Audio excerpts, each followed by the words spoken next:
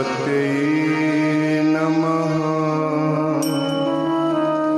ॐ श्री परमात्मने नमः।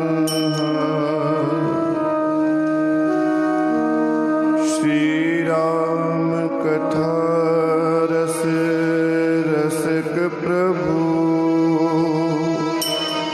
शंभुनाथ हनुमान। प्रेम सहित आसन धरऊं, सुनूं कथा करूँगा।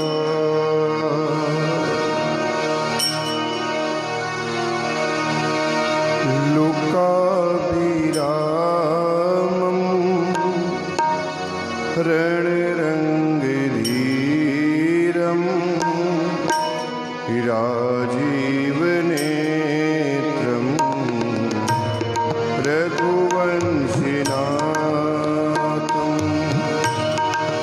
कारुण्यरूपं करुणाकरन्तं श्रीराम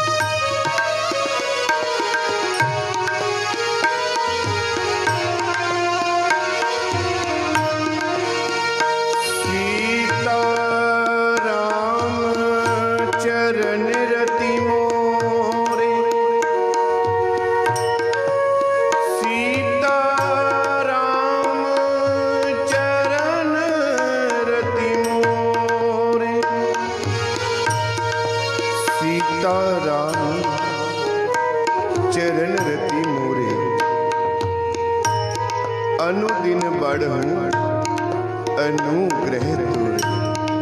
सीताराम चरण रति मोरे। सीताराम चरण रति मोरे। अनुदिन बढ़ूं अनुग्रह तोरे। अनुदिन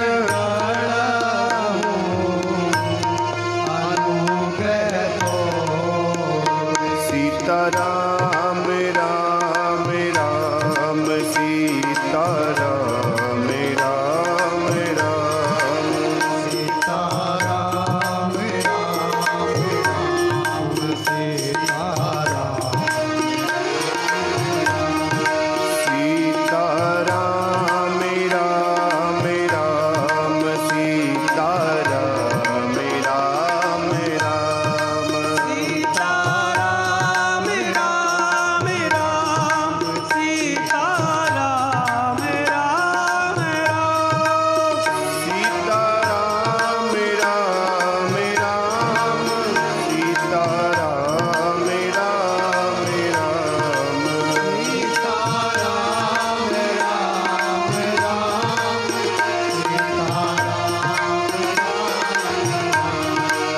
सीताराम राम राम सीताराम राम राम। सीताराम राम राम सीताराम राम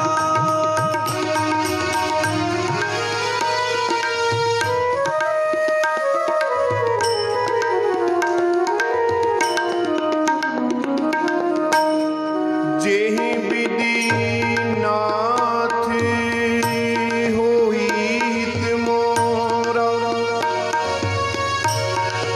जेहि विधि नाथ होई हित मोरा। जेहि विधि नाथ होई हित मोरा। करहूं सो बेगी दास मैं तोरा। हमारे लिए उचित क्या है?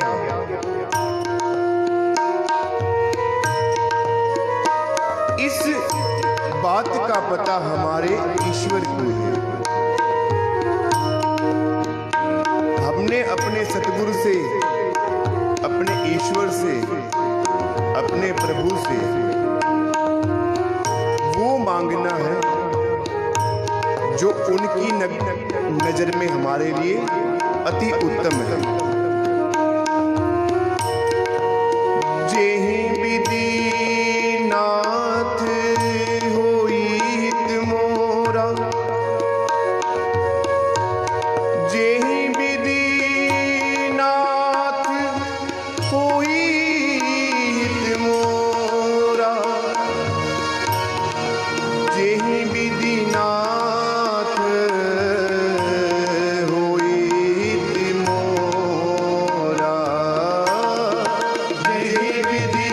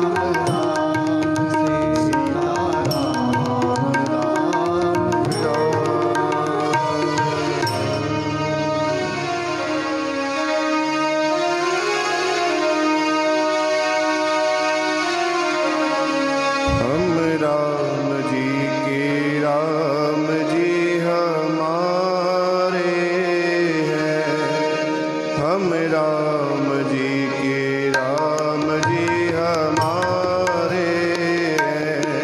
हम राम जी के राम जी हमारे हैं। हम राम जी के राम जी हमारे हैं। हम राम जी के राम जी हमारे हैं। मेरे तो प्राणी आधारे हैं।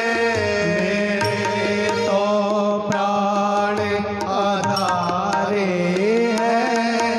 मेरे तो प्राणी आधारे हैं। मेरे तो प्राण आधारे हैं। सब भगतन के रखवारे हैं। सब भगतन के रखवारे हैं। सब भगतन के रखवारे हैं। सब भगतन के रखवारे हैं। हम राम जी के राम जी हमारे हैं। हम राम जी के राम जी हमारे हैं। जो लाखों पापियों को तारे हैं। जो लाखों पापियों को तारे हैं। जो लाखों पापियों को तारे हैं। जो लाखों पापियों को तारे हैं। बहु अगमन के उधारे हैं। बहु भगवान के आधारे हैं। हम राम जी के राम जी हमारे हैं। हम राम जी के राम जी हमारे हैं। हम राम जी के राम जी हमारे हैं। हम राम जी के राम जी हमारे हैं। माता रामो मत पिता रामचंद्र। स्वामी रामो मत सखा रामचंद्र। सर्वसमयी रामचंद्र हो दयालु। नान्य में जाने नैव जाने न जाने। बंदो श्री तुलसी के चरण। जिनकी ने हो जग काज। कली समुद्र बूढ़त लखे हो। प्रगति हो सात जहाज।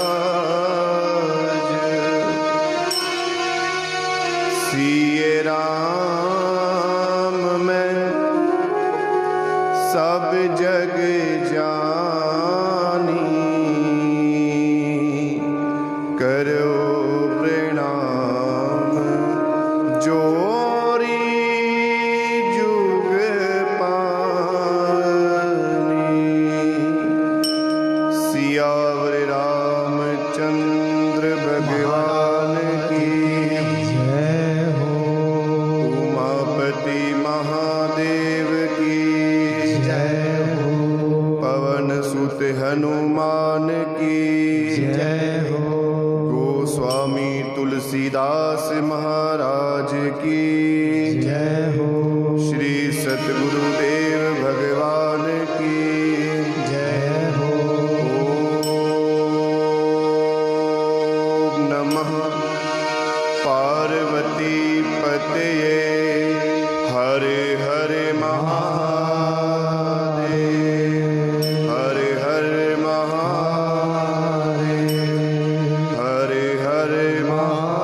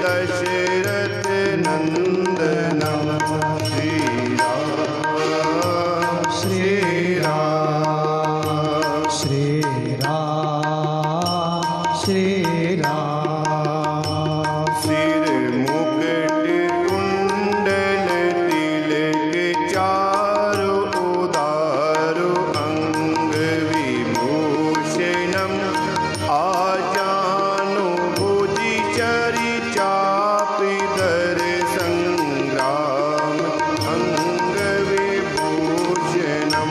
श्री राम श्री राम श्री राम श्री राम।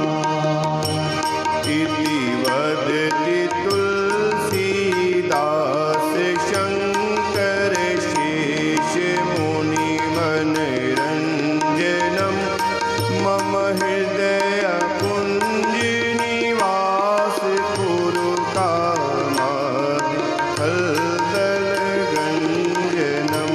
श्री राम श्री राम श्री राम श्री राम।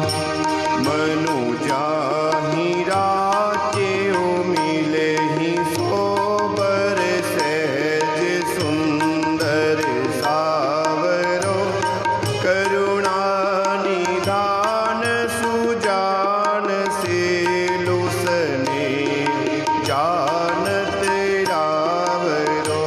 श्री राम श्री राम श्री राम श्री राम। एहि भांति गौरी असीस सुनि सिय सहित हिय अर्ची अली तुलसी भवानी पूजी पुनि पुनि मुदित मन मंदिर चली। श्री राम श्री राम श्री राम श्री राम। श्री राम श्री राम।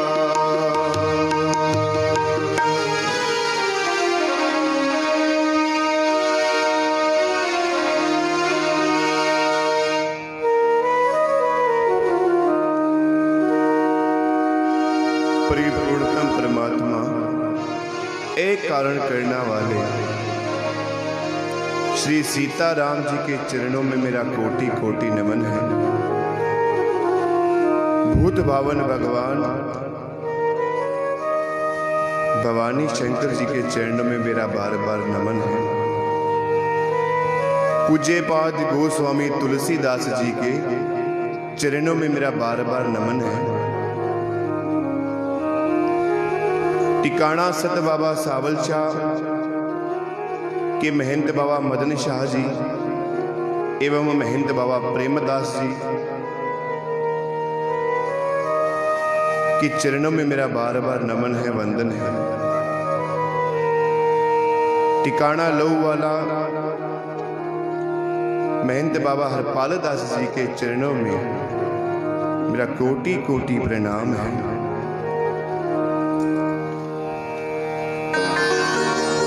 आज आप और हम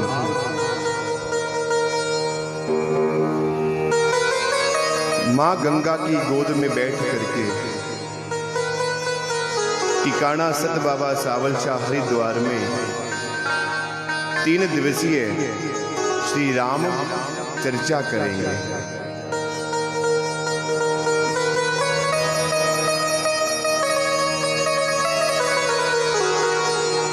श्री रामचरित मानस पूज्य पाद गोस्वामी तुलसीदास द्वारा रची हुई एक ऐसी काव्य रचना है जो आज पूरे भारत में नहीं पूरे विश्व में प्रत्येक के घर में आपको श्री रामचरित मानस दिव्य ग्रंथ आपको अवश्य मिल जाएगा।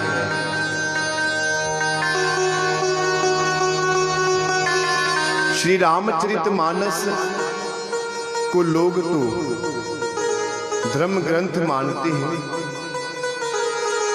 उपनिषदकार 5वां वेद मानते हैं, कर्मशः 4 वेद भगवान हैं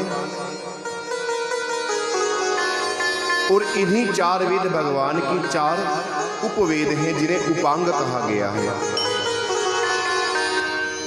6 शास्त्र हैं, 18 पुराण हैं, 18 उपपुराण हैं। ये वेद, पुराण, शास्त्र ये तो बड़े विद्वानों की समझ में आता है, परंतु जो हमने अपने गुरु वचनों से आज तक पढ़ा और समझा है, ते संसार घोर प्रतंग किरणई देह तो मानवा। श्री रामचरित मानस वास से आरंभ हो करके और वहां पर ही पूर्ण होती है।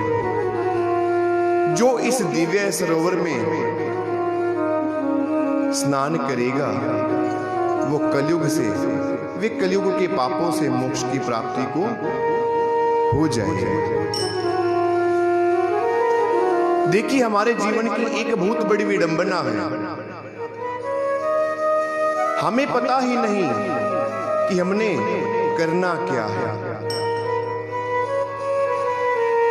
हम अपने लक्ष्य से इतना पीछे आ गए हैं, अपने लक्ष्य को भूल गए हैं कि हमारा जो जीवन है, जो हमने मनुष्य की जाति में ये एक जन्म लिया, उसमें आकर के हमने करना क्या था, ये बातें हम सब भूल गए हैं।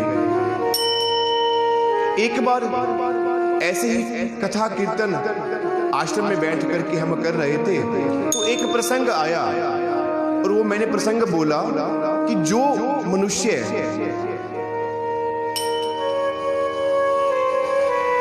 मनुष्य 12 करोड़ बार भगवान के नाम का जाप कर लेगा, उसको मोक्ष की प्राप्ति हो जाएगी। कीर्तन किया, कीर्तन करने के बाद में एक बुजुर्ग जिनकी उम्र 60 साल की होगी, उठ करके मेरे पास में आए और कहने लगे, महाराज जी, आपने जो बोला कि जो 12 करोड़ बार जप कर लेगा उसको मोक्ष की प्राप्ति हो जाएगी, आपकी बात झूठ नहीं हो सकती, परंतु अब मेरी उम्र जो है ना 60 साल की हो गई है, अभी 1-2 साल या 6 महीने में जी पाऊंगा, अब मैं इसको कैसे पूर्ण करूं। तो मैंने कहा कि हे बाबा, जो आज तक हमने इकट्ठा किया है,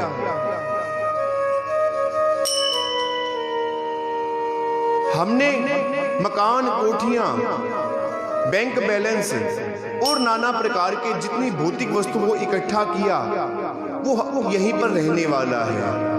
एक भगवान का नाम ही है जो अब आरंभ कर देंगे और आगे तक वो हमारे साथ में जाएगा। ये समय रुकने वाला नहीं है, समय की अपनी सीमा है, समय सदैव चलता रहता है, समय कभी रुकने वाला नहीं है। हम रुक गए हैं, रुकना पड़ेगा हमें, अपने मन के साथ में, अपने वचनों के साथ में और अपने कर्म के साथ में एक स्थान पर बैठ करके कुछ चिंतन करना पड़ेगा। और वो चिंतन अगर हम प्रभु के नाम का करेंगे तो जीवन बड़ा सुखमय हो जाएगा। आप और हम रोज नई नई कथाएं सुनते हैं, श्रीमद् भागवत कथा जो आप और हम बैठे हैं कई बार सुन चुके हैं। श्रीमद् भागवत कथा हमें मृत्यु के डर को समाप्त करती है। और मेरा मानना क्या है कि श्री रामचरित मानस हमें जीवन को जीने की कला प्रदान करती है कि हमने इस जीवन को जीना कैसे है, इसका पता हमें श्री रामचरित मानस से लगता है। तो भगवान के नाम का गुणगान सदैव रहना चाहिए, भगवान का भी स्मरण नहीं होना चाहिए। ये समय है, समय अपनी गति में है, थोड़ा सा समय निकाल करके भगवान का जब हम चिंतन करेंगे ना, तो एक ऐसी शक्ति, ऐसा प्रकाश हमारे ऊपर आएगा कि हम उनकी तरफ खींचते चले जाएंगे। ये भगवान के नाम का एक भगवान के नाम से एक ऐसी शक्ति प्रदान होती है कि हम उसके खिंचाव में बार बार और उसी के समक्ष जाकर के खड़े हो जाते हैं।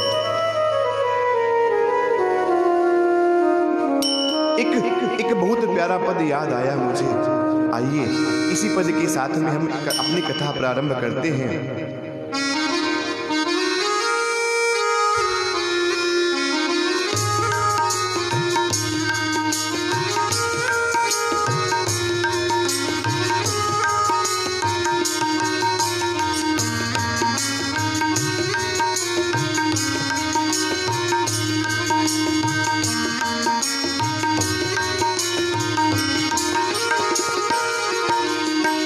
चली जा रही है उम्र धीरे धीरे, चली जा रही है उम्र धीरे धीरे, चली जा रही है उम्र धीरे धीरे, चली जा रही है उम्र धीरे धीरे।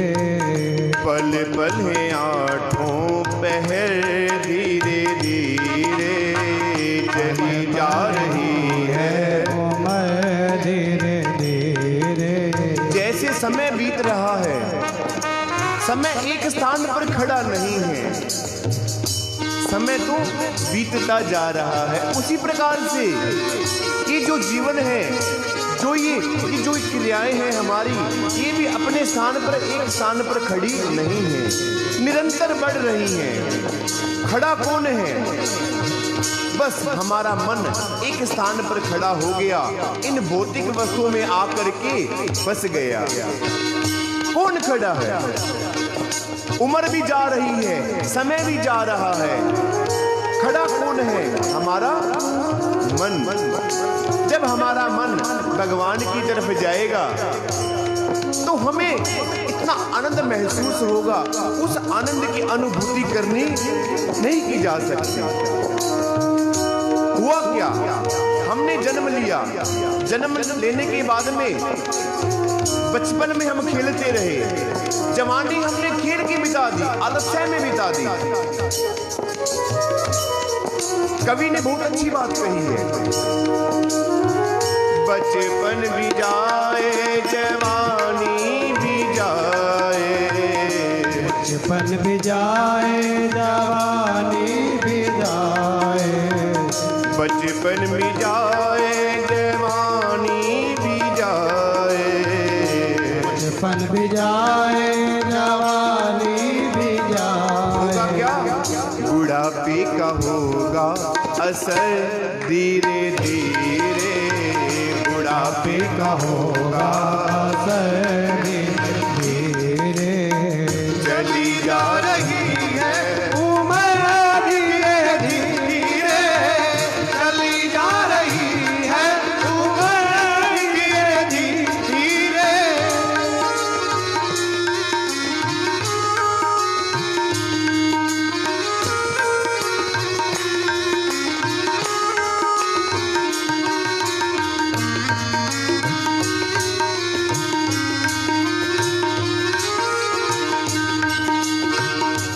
बचपन चला गया, जवानी चली गई, अब बुढ़ापा आ गया। एक गुरु महाराज जी कहते हैं, एक शिष्य ने अपने गुरु से पूछा कि महाराज जी तपस्या क्या है? गुरु जी कहने लगे, बेटा तपस्या 3 प्रकार की होती है। एक तपस्या बचपन की तपस्या होती है, और दूसरी तपस्या जवानी की तपस्या होती है, और तीसरी तपस्या बुढ़ापे की तपस्या होती है। शिष्य ने सोचा, 3 प्रकार की तपस्या हैं, बचपन, जवानी और बुढ़ापा। तो महाराज जी की तपस्या अपना कार्य कैसे करती है? महाराज जी कहने लगे कि बेटा, जो बचपन में बचपन में अगर 1 घंटे तक एक स्थान पर बैठ जाएं तो उनकी तपस्या आरंभ हो जाती है।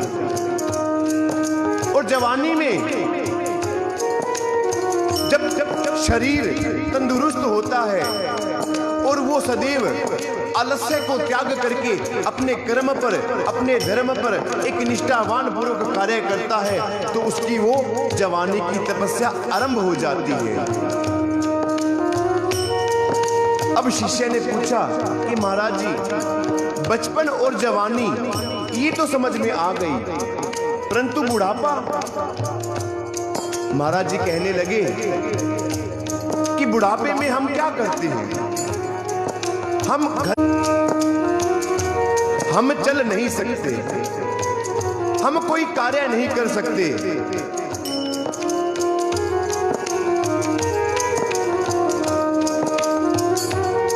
परंतु अगर हम बुढ़ापे में अपने मुख को बंद करके मौन धारण कर लें तो हमारी तीसरी तपस्या आरंभ हो जाती है।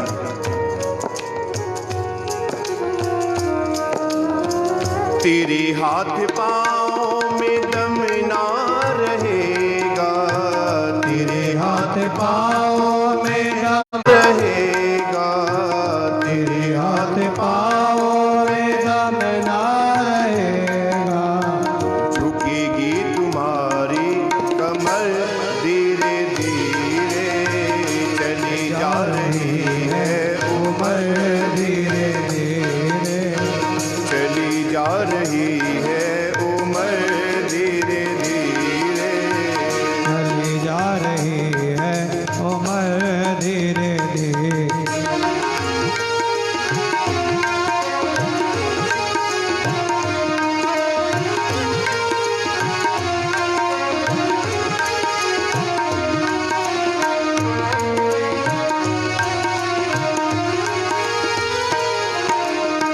शीतल अंग होंगे सब एक दिन तुम्हारे, शीतल अंग होंगे सब एक दिन तुम्हारे, शीतल अंग होंगे सब एक दिन तुम्हारे, शीतल अंग होंगे सब एक दिन तुम्हारे। फिर मंद होंगी नजर धीरे धीरे, चली जा रही है उम्र धीरे धीरे, चली जा रही है उम्र धीरे धीरे, चली जा रही है उम्र धीरे धीरे। अब करना क्या है? हमने करना क्या है? हम ना तपस्या करते हैं, ना भक्ति करते हैं, ना भगवान के पास में बैठ करके भगवान को अपने ध्यान में लेकर के आते हैं। कलयुग में आकर के अगर आप एक कार्य कर देंगे ना, कलयुग में आकर के आप एक कार्य, वो कार्य है कौन सा? कि जो हमारे मन के भीतर में जो मैल जमा है, कि काम क्रोध लोभ मोह मद मत्सर, कि जितने प्रकार के विकार हमारे भीतर आ गए हैं, इनको अगर धीरे धीरे से कम करते जाएं, अपने मन से हटाते जाएं, तो यही भक्ति हमारी प्रारंभ हो जाती है। करना क्या?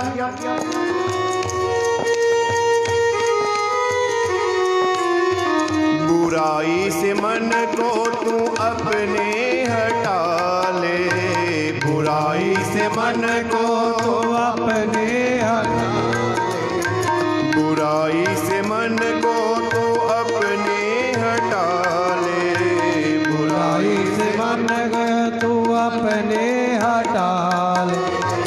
सुधर जाए तेरा जीवन धीरे धीरे, सुधर जाए तेरा जीवन धीरे धीरे, चली जा रही है उम्र धीरे धीरे, चली जा रही है उम्र धीरे धीरे, चली जा रही है उम्र धीरे धीरे, चली जा रही है उम्र धीरे धीरे,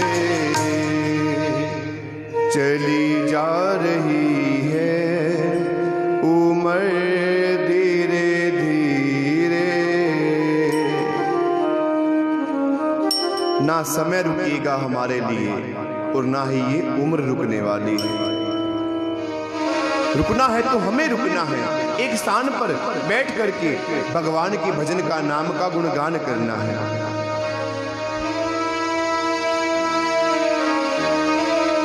श्री रामचरितमानस सर्वप्रथम भगवान शंकर की हुई रचना है।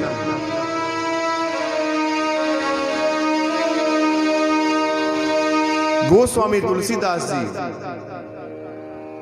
ने श्री रामचरितमानस को में 7 कांड लिखे, जिन्हें सोपान कहा गया है। प्रथम कांड बाल कांड, द्वितीय अयोध्या कांड, तीसरे अरण्य कांड, चौथे किष्किंधा कांड, सुंदर कांड, युद्ध कांड जिसे लंका कांड कहा गया है, और अंतिम उत्तर कांड। प्रथम बाल कांड में गोस्वामी तुलसीदास जी ने 7 श्लोकों की रचना की। एक एक श्लोक एक एक कांड के अनुरूप है। गोस्वामी तुलसीदास जी अपने पहले श्लोक में क्या कहते हैं?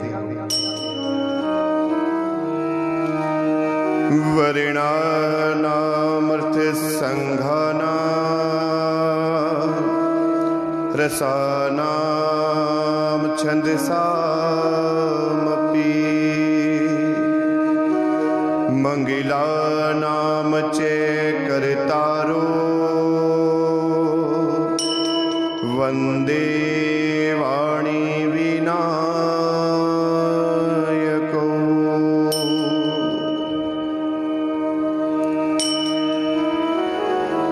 सबसे पहले गोस्वामी तुलसीदास जी ने मां सरस्वती जी की और गणेश जी की वंदना एक साथ में की है।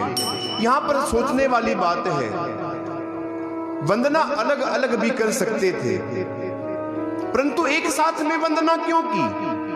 इसका कारण क्या है?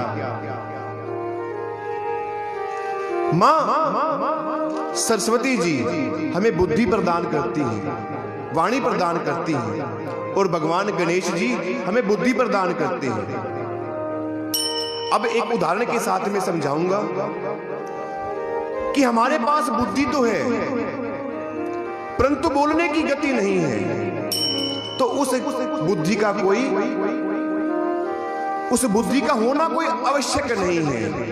और वाणी हो जाए और बुद्धि ना हो, बोलना क्या है? बोल तो रहे हैं, परंतु बोलना क्या है? बोलने में विवेक नहीं है, तो उस वाणी का भी कोई फायदा नहीं है। एक बाहर से एक माता हरिद्वार में आए, हिंदी सीखने के लिए आए, हिंदी सीख रहे थे, तो एक वाक्य आया। भोजन पा रहे थे गुरु के साथ में, एक वाक्य आया कि खाओ खाओ, शर्माने की कोई बात नहीं। उन माता को बहुत सुंदर शब्द लगा। गुरु जी से पूछा कि इसका अर्थ क्या है? गुरु जी ने कहा कि ये एक प्रेम होता है, जब हम अपना प्रेम किसी को दिखाते हैं तो इस वाक्य का प्रयोग करते हैं। अब माता को लालसा हो गई कि मैं भी प्रेम दिखाऊं, मैं भी एक बार सबको अपने घर में भोजन बना करके खिलाऊं। व्यवस्था की गई, भोजन बनाया गया। जब भोजन खा रहे थे तो माता के मन में आया कि क्यों ना मैं भी उस वाक्य का प्रयोग करूं। माता आई और कहने लगी, खाओ खाओ, शर्म तो है नहीं, खाओ खाओ, शर्म तो है नहीं। यहां अर्थ का अनर्थ हो जाता है। जब वाणी हो, बुद्धि ना हो, तो उस वाणी का भी कोई महत्व नहीं है। बाबा गोस्वामी तुलसीदास जी जानते थे कि वाणी होना और बुद्धि होना एक साथ में होना। अगर मेरे पे कृपा करनी है, ये जो मैं ग्रंथ लिखने जा रहा हूं, अगर आप मुझे कृपा करोगे तो एक साथ में करो। अगर अलग अलग प्रकार से मुझे कृपा नहीं चाहिए, तभी मैं इस ग्रंथ को पूर्ण प्रकार से लिख पाऊंगा। ये एक समझ की बात होती है। और बुद्धि और वाणी का एक साथ में जब हमारे ऊपर कृपा हो जाती है, तो बाबा तुलसीदास जी, गोस्वामी तुलसीदास जी के जैसे ये ग्रंथ को प्रत्येक मनुष्य, प्रत्येक जीव लिख सकता है। ये कृपा होती है और किसी किसी पर होती है। अपने दूसरे श्लोक में गोस्वामी तुलसीदास जी क्या कहते हैं? भवानी शंकरो वंदे श्रद्धा विश्वास रूपिणो याभ्यां विना न पश्यन्ति सिद्धा स्वान्तास्तमीश्वरम्। अपने दूसरे श्लोक में गोस्वामी तुलसीदास जी मां पार्वती जी को श्रद्धा की प्रतिमूर्ति और भगवान शंकर जी को विश्वास के प्रति मूर्त मान करके वंदना करते हैं। देखिए, सबसे पहले हमारे भीतर और हमें अपने आप पर विश्वास होना आवश्यक है। जब तक हम अपने आप में विश्वास में नहीं आते, तो जो कार्य हम करने जा रहे हैं, वो चाहे करोड़ों बार यत्न किया जाए, वो कार्य पूर्ण होने वाला नहीं है। अपने आप में विश्वास में आना बड़ा जरूरी है। और जो अपने विश्वास के साथ में भगवान जी के पास जाकर के श्रद्धा रूप में अपने आप को समर्पित करते हैं, उसके कार्य का कोई रोक नहीं पाता।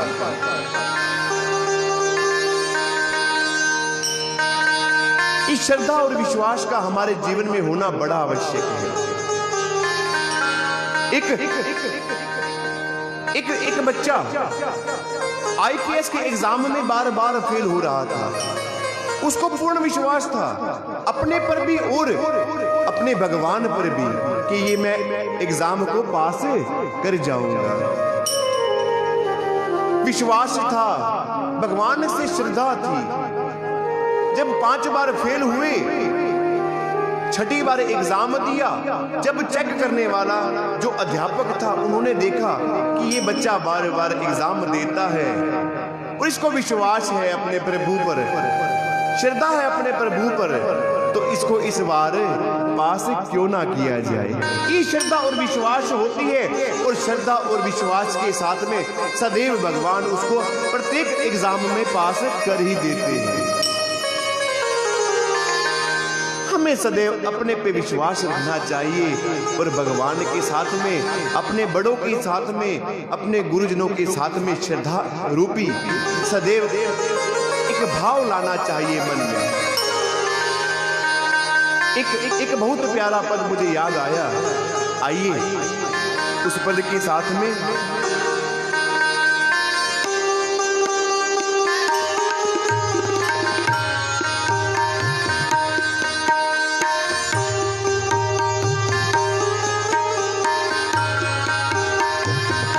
हमारे साथ श्री रघुनाथ तो किस बात की चिंता। हमारे साथ श्री रघुनाथ तो किस बात की चिंता। हमारे साथ श्री रघुनाथ तो किस बात की चिंता। हमारे साथ श्री रघुनाथ तो किस बात की चिंता। वो हमारे साथ सदैव रहते हैं। कौन रहते हैं? हमारे प्रभु, हमारे ईश्वर हमारे साथ सदैव रहते हैं। हमने क्या करना है? चरण में रख दिया जब मात तो किस बात की चिंता। चरण में रख दिया जब मात तो किस बात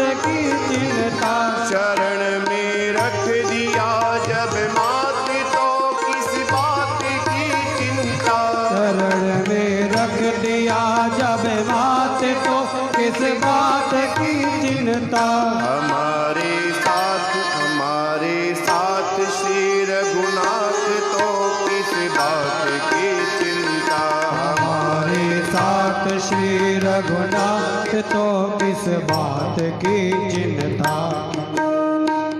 हम, ये मनुष्य जीव का एक स्वभाव है कि मतलब दिन रात हम एक चिंता में बने रहते हैं कि हम ऐसा क्या करें कि हमें वो प्राप्त हो जाए, हम ऐसा क्या करें कि हम नई गाड़ी खरीद के ले आए। ये हमारी चिंता हमें विषय और विकारों में फंसा के जकड़े हुए है। माफी चाहूंगा, जितना हम किसी की इच्छा ज्यादा करेंगे ना, तो उस काल के भीतर हम ज्यादा गिर जाएंगे। सच्चा भक्त वो है जो अपना सर्वस्व अपने प्रभु को सौंप देता है। द्रौपदी ने भगवान कृष्ण से कहा कि मैं तो आपको अपना भाई मानती थी, परंतु जो मेरा ये चीर हरण हुआ तो आपने कोई सहयोग नहीं किया। भगवान कृष्ण जी मुस्कुराने लग गए, कहने लगे कि बहन, जब ये खेल खेल रहे थे तो दुर्योधन ने कहा कि हमारी तरफ से हमारा पासा शकुनी मामा डालेंगे। उनको अपने मामा शकुनी पर विश्वास था, परंतु मैं पांडवों के पास में बैठा था। इन्होंने मुझे एक बार भी नहीं कहा कि हमारी तरफ से हमारे प्रभु कृष्ण जी पासा फेंकेंगे। इनको विश्वास ही नहीं था। अगर मैं पासा फेंकता तो ये आज हार आपकी नहीं होनी थी। तो सदैव विश्वास में रहना चाहिए। हमारे पास जो भी है सब प्रभु का दिया हुआ है, तो क्यों ना उन्हीं को सौंप दिया जाए। किया करते हो तुम दिन रात क्यों बिन बात की चिंता। किया करते हो तुम दिन रात बिन बात की चिंता। किया करते हो तुम दिन रात क्यों बिन बात की चिंता। किया करते हो तुम दिन रात बिन बात की चिंता। तेरे स्वामी तेरे स्वामी तेरे स्वामी को रहती है तेरे हर बात की चिंता। तेरे स्वामी को रहती है तेरे हर बात की चिंता। तेरे को रहती है तेरे हर बात की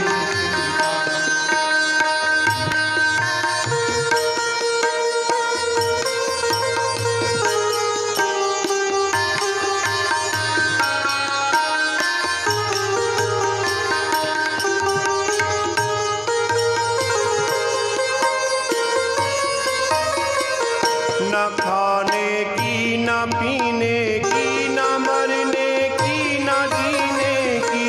न खाने की न पीने की न मरने की न जीने की। न खाने की न पीने की न मरने की न जीने की। न खाने की न पीने की न मरने की न जीने की। रही हर श्वास रही हर श्वास रही हर श्वास में भगवान के प्रिय नाम की चिंता। रही हर सांस में भगवान के प्रिय नाम की चिंता। हमारे साथ श्री रघुनाथ तो किस बात की चिंता। हमारे साथ श्री रघुनाथ तो किस बात की चिंता। हमारे साथ श्री रघुनाथ तो किस बात की चिंता। हमारे साथ श्री रघुनाथ तो किस बात की चिंता। हमारे साथ श्री रघुनाथ तो किस बात की चिंता। जब भगवान ही हमारे साथ में हैं, देखिए दो शब्द हैं, एक चिंता और दूसरा चिंतन।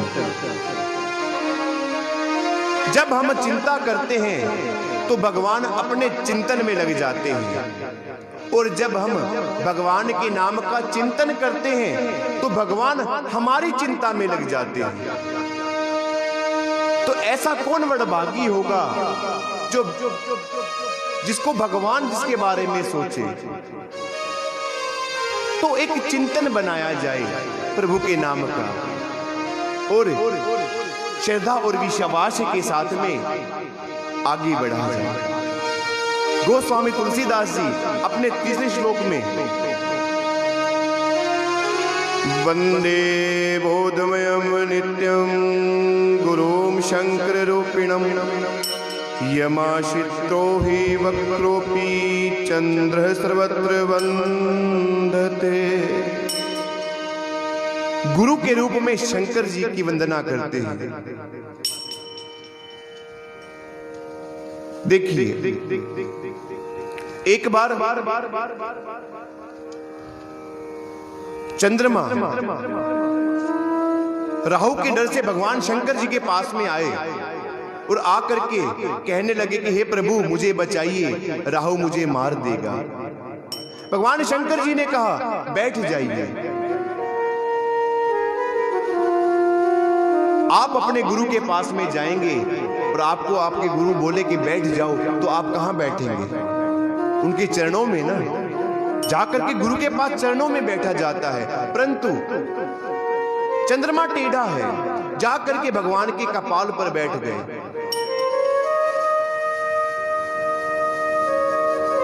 अब भगवान के पास में जाकर के टेढ़ा इंसान भी, टेढ़ा मनुष्य कौन है? जो सुबह कुछ और होता है, शाम को कुछ और होता है, वो टेढ़ा है। चंद्रमा भगवान के पास में गए और पूरे जगत में पूजनीय हो गए। गोस्वामी तुलसीदास जी कहते हैं कि मैं बहुत टेढ़ा इंसान हूं। मैं जब अपने गुरु की शरण में आया हूं ना, तो ये जो मैं रामचरितमानस लिखने जा रहा हूं, ये भी पूरे विश्व में, पूरे जगत में पूजनीय हो जाएगी। जिसमें राम का नाम आ गया वो तो सर्वदा पूजनीय है। अपने चौथे श्लोक में हनुमान जी की और वाल्मीकि जी की वंदना करते हैं। पांचवें श्लोक में सीता जी की वंदना करते हैं। छठे श्लोक में भगवान राम जी की वंदना करते हैं, और सातवें श्लोक में नाना पुराण निगमागम सम्मतम यद रामायणे निगदितम कवचिदन्यतोपि स्वांत सुखाय तुलसी रघुनाथ गाथा भाषा निबंध मते मंजुल मातनोति। अब गोस्वामी जी बता रहे हैं कि मैंने इस ग्रंथ को लिखा कैसे। नाना पुराण निगमागम सम्मतम यद, कि 4 वेद भगवान, 4 उपवेद, 18 पुराण, 18 उप पुराण और करोड़ों प्रकार की रामायणों से उनका सार लेकर के मैं ये दिव्य ग्रंथ लिखने जा रहा हूं। और कहते हैं कि स्वांतः सुखाय तुलसी रघुनाथ गाथा भाषा निबंध मति मंजुल मात नोती। इसमें स्वांतः का अर्थ अपने लिए भी प्रयोग होता है, परंतु तुलसीदास जी ने यहां पर स्वांतः पूरे समाज के लिए, पूरे विश्व के लिए, जन जन के लिए, प्रत्येक जीव के लिए इस शब्द का प्रयोग किया है। 7 श्लोक लिखी, पंचदेव सोठों का निर्माण किया और अपनी सर्वप्रथम चौपाई, श्री रामचरितमानस की पहली चौपाई गुरु की वंदना करते हुए। आइए आप और हम बंदो गुरु पद पद्म परागा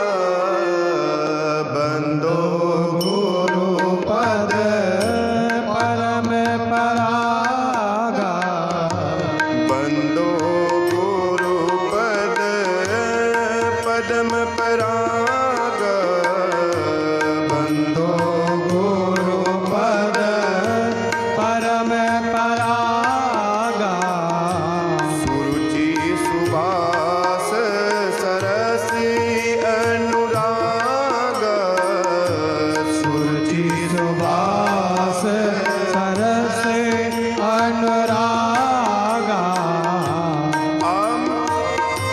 अमिय मूरी माया चूरन चारो अमिय मोर में चूरन चारो अमिय मूरी माया चूरन चारो अमिय मोर में चूरन चारो समन सकल भवरोज परिवारो समन सकल भव समन सकल भवरोज परिवारो समन सकल भव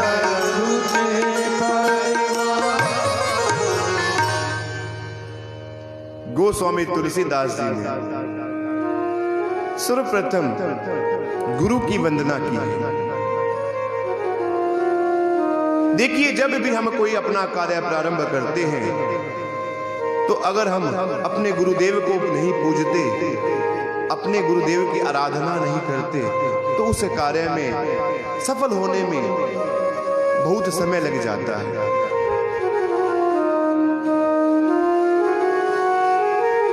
गोस्वामी तुलसीदास जी ने जो गुरु के चरण कमलों में जो रज लगा है, जो धूल लगी है, उसकी वंदना की है। गोस्वामी तुलसीदास जी कहते हैं कि भगवान के गुरु के चरणों में जो रज लगा है, उससे हमारे जीवन में 4 पदार्थों की प्राप्ति होती है। वो पदार्थ कौन कौन से हैं? सुरुचि सुबास सरस अनुराग।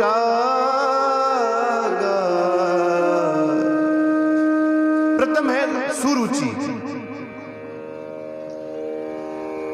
देखिए, एक रुचि ही है जो हमें बैकुंठ पहुंचा देती है और एक रुचि हमें नरक में ला करके खड़ा कर देती है। हमारी रुचि भगवान के साथ में है, हम पूजा पाठ भक्ति करते हैं तो वो रुचि हमारी हमें सीधा बैकुंठ लेकर के जाएगी, मोक्ष की प्राप्ति हो जाएगी। और एक रुचि हमारी अनैतिक कार्य में जाती है, मदिरा पीना, गलत तरीके से कार्य करना, वो रुचि हमें नरक में लेकर के जाती है। ये वेद पुराणों में लिखा हुआ है। ये जब हम गुरु के सानिध्य जाएंगे, जब गुरु जी के पास में जाएंगे, तो सर्वप्रथम हमारी रुचि अच्छी हो जाएगी, सुरुचि, कि हम परमार्थ के कार्य में लग जाएंगे, हम धर्म के साथ में चलेंगे, हम धर्म को मान करके अपना अच्छा कर्म करेंगे। दूसरा सुबास। देखिए, माफ करना, जो जितना मांसाहारी होगा उसके पास में अगर हम जाकर के बैठ भी जाएंगे ना, एक ऐसी दुर्गंध आती है कि मानो माइग्रेन ही क्यों ना हो गया हो। और एक भगत के पास में जाकर के बैठेंगे, इतनी खुशबू आएगी कि उसके पास में जाएंगे तो हमारा मन भी शांत होकर के उसके पास में बैठ जाएगा। ये होता कब है? जब हम गुरु जी के पास में जाते हैं, गुरु के आदेश का पालन करते हैं, उनके वचनों को सुनते हैं और वही वचन, वही आदेश, वही अपना कर्तव्य मान करके अपने जीवन को जीने की एक कला बना लेते हैं। अब तीसरा शब्द आया सरस। गोस्वामी तुलसीदास जी कहते हैं कि जिसका जीवन निरस है, जिसके जीवन में कोई रस नहीं है, उसका जीने का कोई महत्व भी नहीं है। एक सूखी लकड़ी जलाने के काम में आती है। और सूखी लकड़ी कब जलती है? जब मनुष्य चला जाता है। अगर जिसके अंदर रस नहीं है, उसके जीने का कोई महत्व भी नहीं है। रस मिलेंगे कहां से हमें? हमें रस अपने गुरु चरणों से मिलेंगे। और अनुराग, राग जो हम अपने परिवार के साथ प्रेम करते हैं वो राग होता है। अब परिवार से उठ करके हम समाज के साथ में प्रेम करते हैं, अपने ईश्वर से प्रेम करते हैं, तो वो अनुराग बन जाता है। जो गृहस्थ आश्रम में रह करके अपने परिवार के साथ में भी प्रेम करता है, समाज के साथ में भी प्रेम करता है और ईश्वर के साथ में भी प्रेम करता है, वो परम अनुरागी है। राग, अनुराग और वैराग्य जो इन चीजों से हट करके सदैव भगवान की भक्ति में लीन हो जाता है, वो वैराग्य की तपस्या में चला जाता है। गोस्वामी तुलसीदास जी कहते हैं कि गुरु की चरणों में जो धूल लगी है, उसके सेवन करने से ये चार वस्तुओं की प्राप्ति हमें हो जाती है। परंतु मेरा मानना क्या है कि देखिए, हमारे गुरु हमारे घर में आए और हमने उनके चरणों में जो धूल लगी थी उसको धो करके भर के रख लिया। जब गुरु जी गए तो उसको अपने हम ग्रहण कर लिया, हमने पी लिया, और फिर हम देखते हैं कि हमारा जीवन ठीक नहीं हुआ। ऐसे जीवन ठीक होने वाला नहीं है। ये जो धूल है, ये अपने गुरु के मुख से निकले हुए वो वचन हैं जो हमने अपने जीवन में प्रयोग में लाने हैं। धर्म के साथ में चलते हुए हमने एक ऐसा कर्म करना है जिससे हमारा जीवन भी सुगंधित हो जाए। हमें कोई देखे तो उनके मुख से ये निकलना चाहिए, ये तो भगत जा रहा है। ये प्रेम होना चाहिए, एक भाव होना चाहिए कि हम भी भगवान के भगत हैं।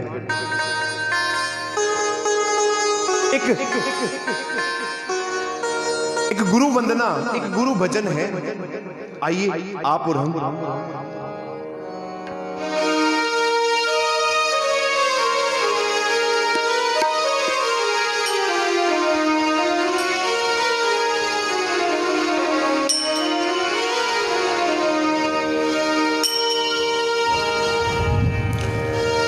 हर खुशी मिल जाएगी तुझे, चरणों में झुक जाने के बाद। कुछ नहीं बिगड़ेगा तेरा गुरु शरण आने के बाद। कुछ नहीं बिगड़ेगा तेरा गुरु शरण आने के बाद। हर खुशी मिल जाएगी तुझे, चरणों में झुक जाने के बाद। हर खुशी मिल जाएगी तुझे, चरणों में झुक जाने के बाद। कुछ नहीं बिगड़ेगा तेरा गुरु शरण आने के बाद। कुछ नहीं बिगड़ेगा तेरा शरण आने के बाद।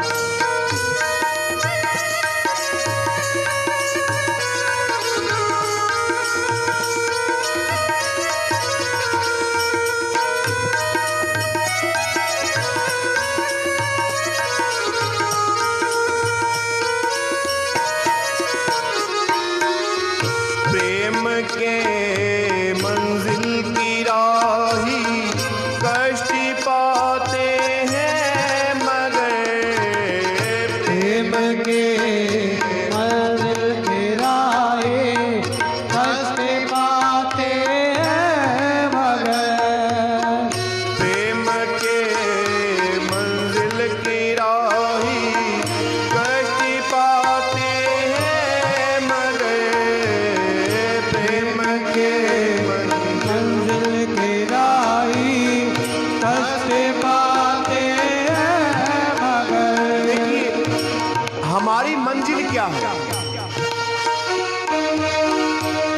हम सदैव एक चिंता हमारे मस्तिष्क में बनी रहती है भगत की। ये भगत के बारे में बोल रहा हूं, जो लोग भगत हैं, जो भगवान की आराधना करते हैं, भगवान की पूजा पाठ करते हैं। भगत को जब कोई दुख आता है तो भगवान के पास में जाकर के एक बार वो जरूर कहता है कि ईश्वर, मैं आपकी इतनी आराधना करता हूं, आपकी इतनी सेवा करता हूं, परंतु ये कष्ट मुझे ही क्यों झेलने पड़ते हैं। ये मन में जब भगत के भाव आ गया तो हृदय छिन्न छिन्न हो जाता है। देखिए, आपने घोड़े की रेस देखी होगी। घोड़े की रेस में उसके ऊपर बैठा हुआ उसका मालिक जितनी ज्यादा उसको जल्दी से चोट मारेगा, घोड़ा उतनी तेजी से दौड़ेगा। भगवान कहते हैं कि इस जीवन से, इन दुखों से मैं आपको जल्दी निकालना चाहता हूं। जो दुख आपका पूरे जीवन में है, मैं अभी देना चाहता हूं, अभी दुखों का आपका निवारण करना चाहता हूं और आपको एक ऐसे भगत के रूप में, एक ऐसे जीव के रूप में अपने पास ला करके खड़ा करना चाहता हूं जिससे मेरा मन शांत हो। ये भगवान का चिंतन है। ये जो दुख आते हैं हमारे पास बार बार, उन दुखों से कभी आहत नहीं होना। कोई है एक ऊपर जो ये चाहता है कि ये जीव यहां से आगे निकले, अपने लक्ष्य को प्राप्त करे। सदैव इस बात से कभी भगवान के चिंतन में, भगवान की भक्ति में कभी कोई कमी नहीं आनी चाहिए। प्रेम की मंजिल की राही कष्ट पाते हैं, मगर प्रेम के मंजिल की राही कष्ट पाते हैं, मगर बीज फलता है सदा, बीज फलता है सदा, बीज फलता है सदा, बीज फलता है सदा।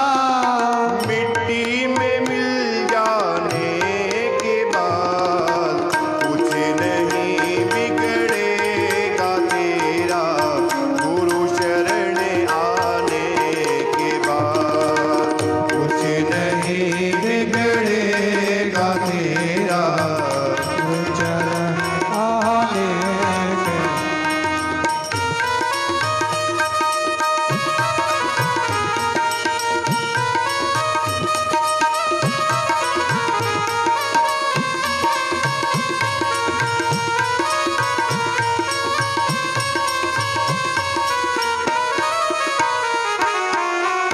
देखी कर काली घटा को, हे भ्रमर मत तू हो निराश। देख कर काली घटा को, हे भ्रमरत मत हो निराश।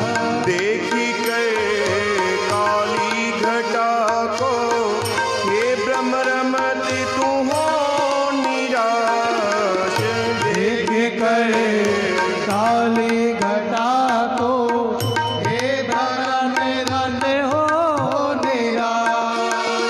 बंद कलियां भी खिलेंगी, बंद कलियां भी खिलेंगी, रात ढल जाने के बाद कुछ नहीं बिगड़ेगा तेरा, गुरु शरण आने के बाद कुछ नहीं बिगड़ेगा तेरा, गुरु चरण आने।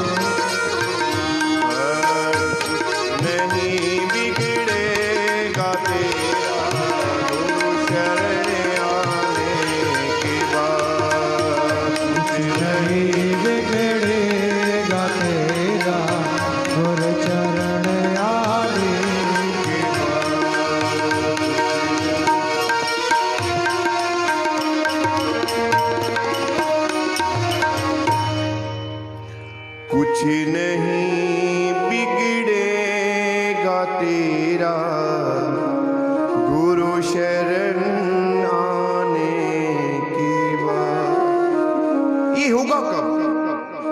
जब हम अपने गुरु जी के पास में जाकर के प्रेम पूर्वक बैठ जाएंगे ना, तब होगा। गोस्वामी तुलसीदास जी ने गुरु वंदना करने के बाद में धरती की देवता ब्राह्मण देव की वंदना की, उनके बाद में साधु समाज की वंदना की।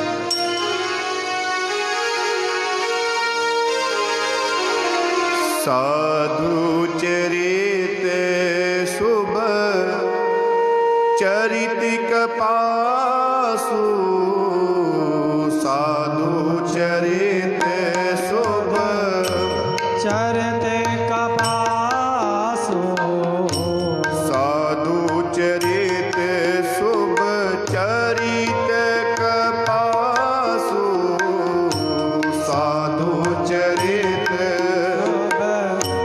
चरित कपासु, निरस विशद गुणमया फल जासु, निरस विशद गुणमय फल जासु, जो सहि दुख प्रछिद्र दोरावा, जो सहि दुख छिद्र दोरावा, बंधन ये जेहि जग जस पावा, बंधन ये जेहि जग जस पावा, मोदे मंगले माया संत समाजो,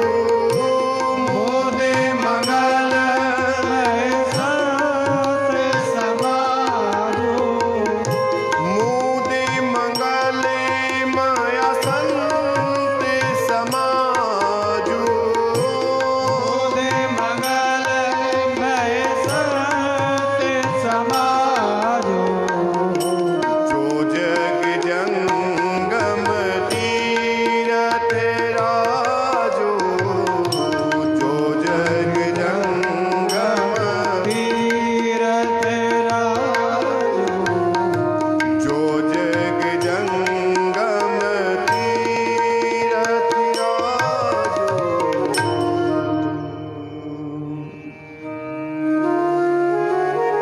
गोस्वामी जी साधु समाज की वंदना करते हैं। एक यहां पर मैं बात कहना चाहूंगा कि संत स्वरूप से संत नहीं होते, संत अपने स्वभाव से संत होते हैं। संत अपने स्वभाव से संतत्व आता है। चुटिया रख लेने से, वस्त्र धारण कर लेने से या माला डाल लेने से कोई संत नहीं होता।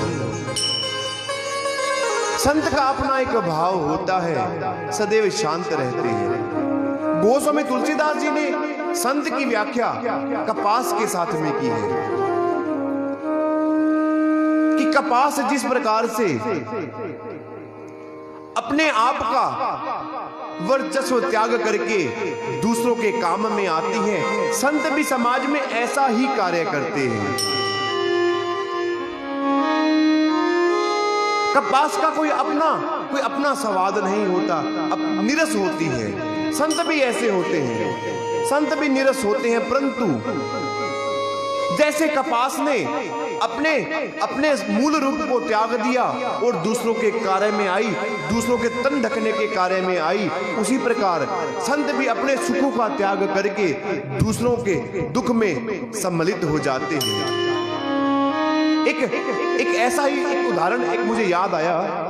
हरिद्वार में आश्रम के साथ में एक बाबा रहते थे, अब वो चले गए। उनके वहां पर एक प्रतिमा के ऊपर से एक मुकुट चोरी हो गया था। तो पुलिस आई वहां पर और मैं भी जा रहा था गंगा जी, तो रास्ते में रुक गया और मैंने पूछा, महाराज जी क्या हुआ? महाराज जी कहने लगे कि बेटा, भगवान की प्रतिमा के ऊपर से मुकुट चोरी हो गया। बड़े मायूस बैठे थे। तो पुलिस वाले बार बार पूछ रहे थे कि महाराज जी, आपको किसी पर संदेह हो, कोई शक हो तो आप बताइए ना। तो मैंने भी कहा कि महाराज जी, आपको किसी पर संदेह है तो आप बताइए। महाराज जी ने कहा कि बेटे, जिसको संदेह हो गया वो संत कहां से। इतनी बात को सुन करके मेरे रोम रोम खड़े हो गए कि जो संत है, संत संशय में नहीं रहते, संत संदेह में नहीं रहते, संत तो अपने स्वभाव में रहते हैं। देखिए, माफ करना, हमारी दृष्टि वो देखती है जो हम देखना चाहते हैं। भगत को मंदिर में, उस प्रतिमा में अपने भगवान दिखाई पड़ते हैं, और चोर को उसी मंदिर में भगवान की प्रतिमा में एक मिट्टी की प्रतिमा दिखाई देती है, और उनके सिर के ऊपर रखा हुआ सोने का हार उनको बहुत प्रिय लगता है। ये हमारी दृष्टि होती है। जैसी हमारी दृष्टि, जैसा हम देखना चाहते हैं, हमें वैसा प्रतीत होता है। संत को, भगत को सदैव सब संत दिखाई पड़ते हैं, और दुष्ट को सभी दुष्ट दिखाई पड़ते हैं। संत का अपना स्वभाव होता है। संत वही है जो अपना वर्चस्व त्याग करके दूसरों की भलाई में लगा रहता है, वो संत है, वही परमार्थ है। एक बार ऐसे गुरुजी के साथ में बैठे थे तो पूछा कि महाराज श्री, ये बार बार हम पढ़ते भी हैं, ये परमार्थ क्या है। महाराज जी बोले, बेटा, मन क्रम वचन छाड़ चतुराई, कि जब तक हम कोई भी कार्य करते हैं, कोई धर्म का कार्य करते हैं, हमारे मन में, हमारे वचनों में और हमारे कर्म में अगर कोई चतुराई है, हम किसी के साथ में ईमानदार नहीं होकर के चलते, वो परमार्थ कभी नहीं हो सकता। परमार्थ वही है जो मन, कर्म और वचन के साथ में हम किसी की भलाई करते हैं, वो परमार्थ है। और संत तो सदैव दूसरों के लिए बने हैं। संत सदैव अपने धर्म का प्रचार करते हैं। संत वो है जो अपने निष्ठा पूर्वक होकर के, ये संत भी भगवान के एक मीडिएटर होते हैं, एजेंट मान लीजिए, जो भगवान का प्रचार जा करके देश और कालों में करते हैं, गांव-गांव में जा करके भगवान का प्रचार करते हैं। वो सच्चा संत है, वो सच्चा साधु है।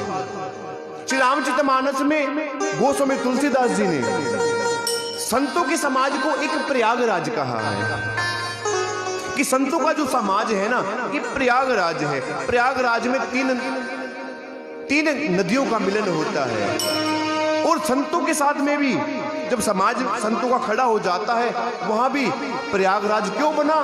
क्यों? जब संत अपनी वाणी से प्रचार करते हैं भगवान का, तो वो मां सरस्वती हो जाती है।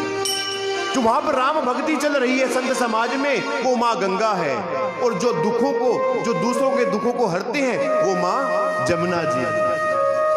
एक बात और स्वामी जी कहते हैं कि हरि हरि कथा विराजती बैनी, कि जो ये संत समाज है ना, इसको सुशोभित कौन करता है? भगवान राम और भगवान शंकर की कथाएं। संत सदैव अपने अपने भाव में रहते हैं, सदैव मस्त रहते हैं, भगवान के गुणगान में रहते हैं। इसीलिए गोस्वामी तुलसीदास जी ने संत की वंदना विस्तार से की है। देखिए, शब्द कम पड़ जाते हैं, किसी के बारे में कहने के लिए शब्द कम पड़ जाते हैं, परंतु एक शब्द भी हमारे हृदय से निकल के बाहर आए, वही सभी कार्यों का एक पूर्ण कार्य हो जाता है। तो एक बड़ा सुंदर पद है,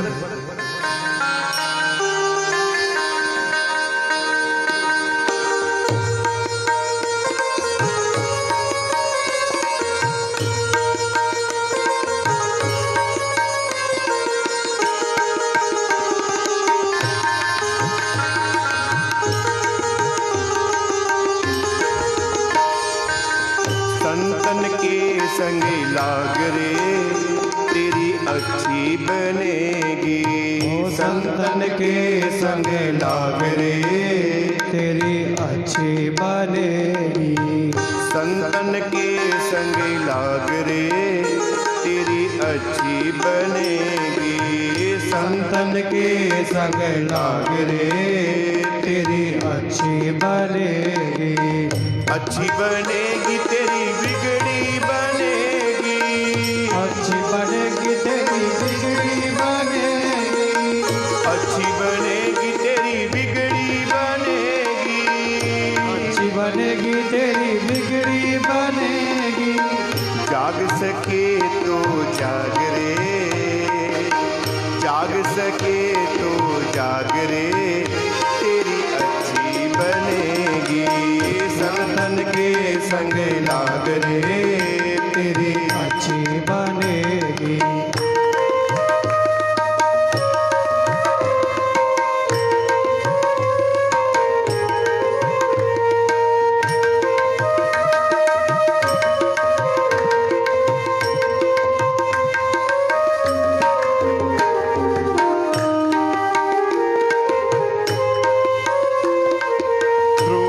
बनी प्रहलाद जी की बन गई। रोगी बनी प्रहलाद जी की बन गई। रोगी बनी प्रहलाद जी की बन गई। रोगी बनी प्रहलाद जी की बन गई। रोगी बनी प्रहलाद जी की बन गई। हरि कीर्तन में लाग रे तेरी अच्छी बनेगी। संतन के संग लाग रे तेरी अच्छी बनेगी।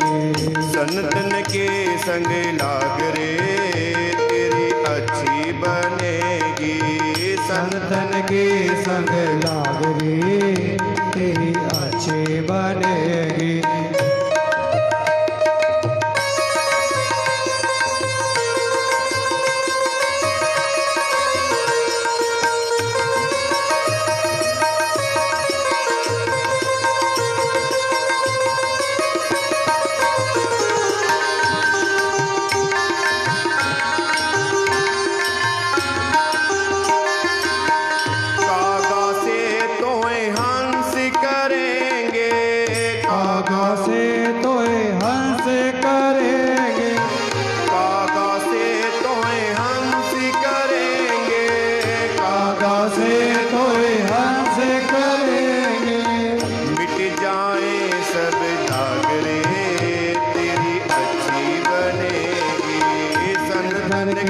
संग लाग रे तेरी अच्छी बनेगी।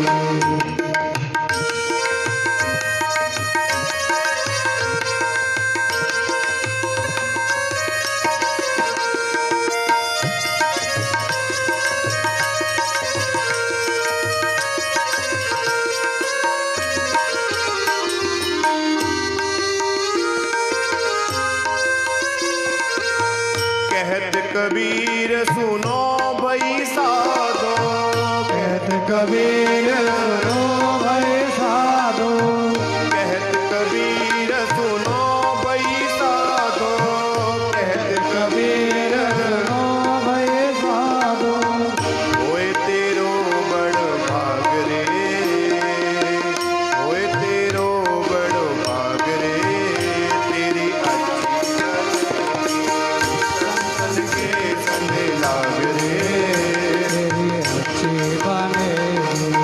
संतन के संग लाग रे तेरी अच्छी बनेगी।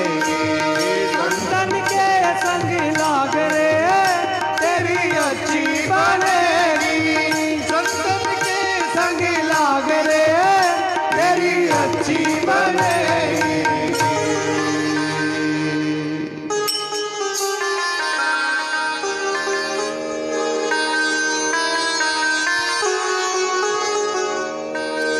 सुने समझहि जन मुदित मन, मजहि अति अनुराग।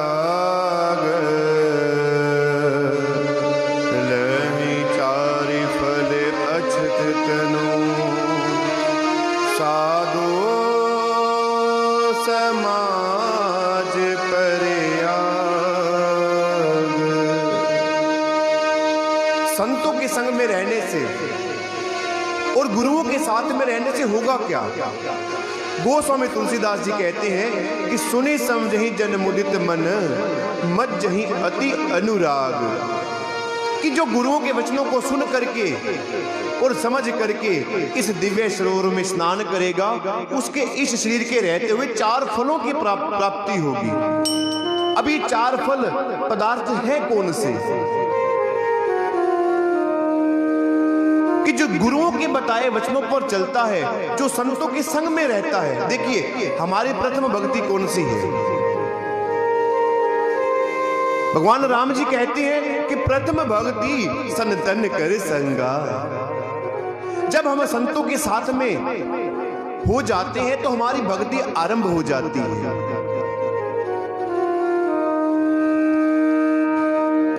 संतों के साथ में रहे, गुरु महाराज जी के साथ में रहे, रहने मात्र से ही अगर हमें 4 पदार्थों की प्राप्ति होती है तो और ज्यादा कुछ करने की हमें जरूरत नहीं है। धर्म, अर्थ, काम और मोक्ष। देखिए,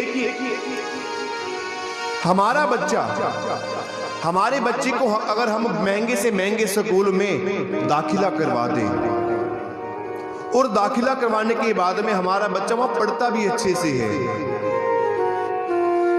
शिक्षा तो वहां से ग्रहण कर लेगा, बढ़िया से बढ़िया स्कूल में एडमिशन करवा दिया, शिक्षा अच्छे से प्राप्त कर लेगा, परंतु उस शिक्षा का प्रयोग कैसे करना है, उस बच्चे को सत्संग से ही प्राप्त होता है।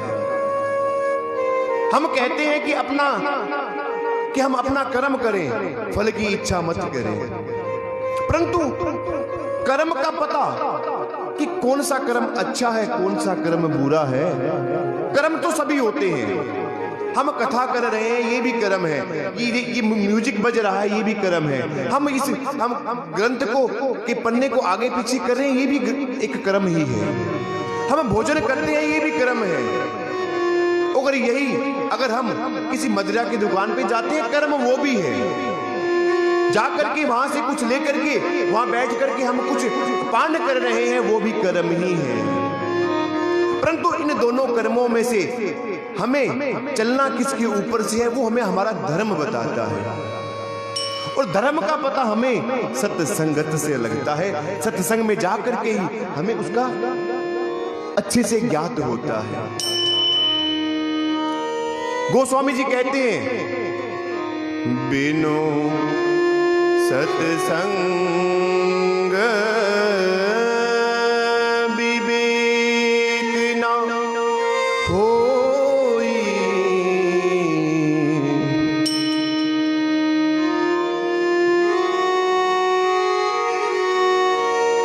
कि बिना सत्संग से हमारे भीतर विवेक आने वाला नहीं है। और ये विवेक और ये सत्संग हमें प्राप्त कैसे होता है? ये भगवान की कृपा जब हमारे ऊपर बनती है तो ये सत्संग प्राप्त होता है। अब कृपा कैसे हो? देखिए, एक आप सुबह उठ करके मंदिर में जाएं, जाकर के अपने गुरु का दर्शन करें, संतों के दर्शन करें। ये आप जो गए, ये आपके कर्म में था, आप वहां गए। परंतु जब ईश्वर की कृपा वो होती है, जब सुबह सुबह आप अपना दरवाजा खोलें और डोरबेल पर कोई संत खड़ा हो, तो भगवान की कृपा होती है। और सत्संग के प्रभाव बताए हैं कि सत्संग से हमें मिलेगा क्या, हमें करना क्या है जीवन में, हमें ऐसा कौन सा कर्म करना है जिससे हमारा धर्म भी मजबूत स्थिति में बना रहे। सठ सुधरहि सत संगति पाई, सठ सुधरहि सत संगति पाई। परस परस कुधातु सुहाई, परस परस धातु सुहाई। विधि बस सुजनु कुसंगत परई, विधि बस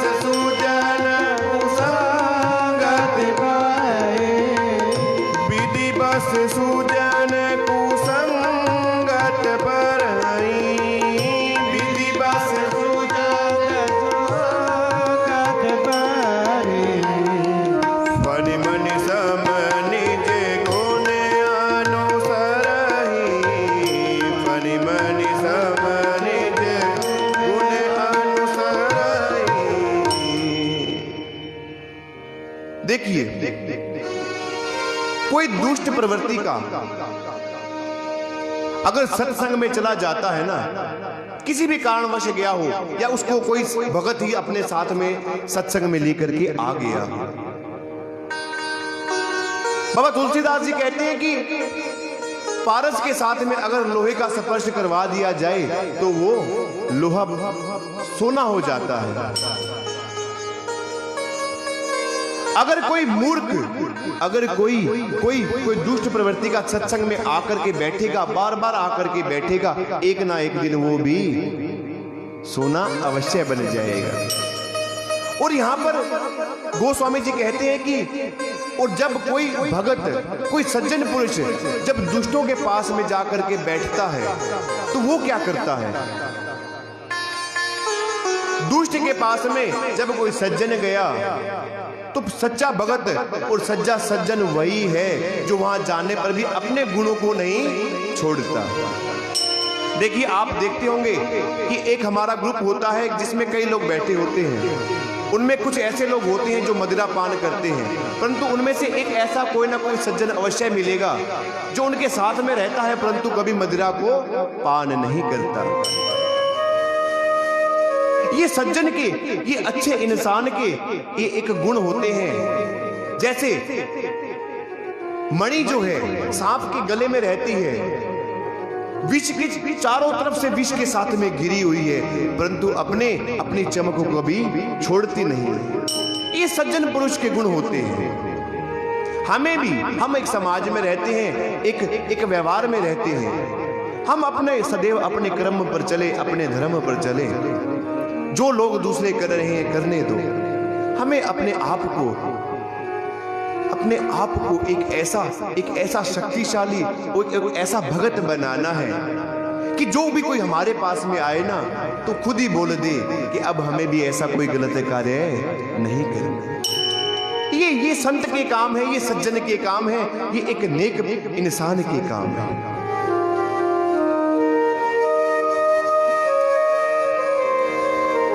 संत और असंत की वंदना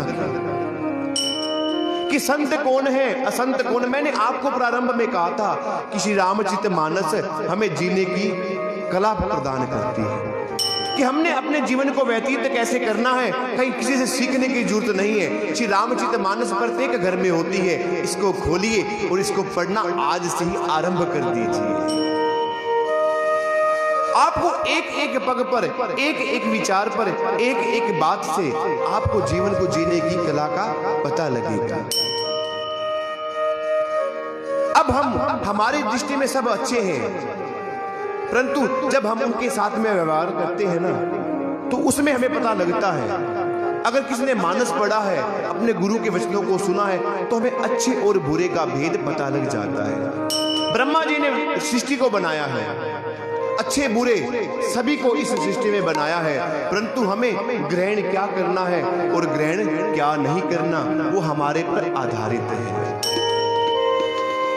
सज्जन कभी मदिरा का पान नहीं करते, और जो मदिरा का पान करते हैं वो सदैव अपने आप को एक गरलता की तरफ लेकर के जाते हैं। ये वेद शास्त्र पुराण, ये जितने भी लाखों करोड़ों काव्य ग्रंथ हमारे बीच में है, हमें एक जीने की कला प्रदान करते हैं। और मनुष्य वही है जो अपने धर्म के साथ में चले, अपने कर्म के साथ में चले।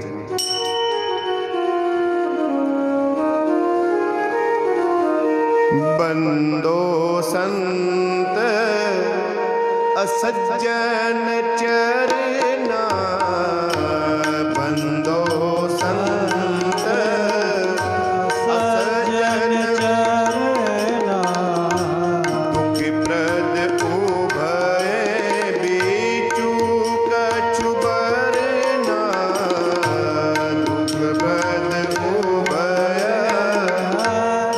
जन करना, बिछुरत एक प्राण हर ले, बिछुरत एक प्राण हर ले, बिछुरत एक प्राण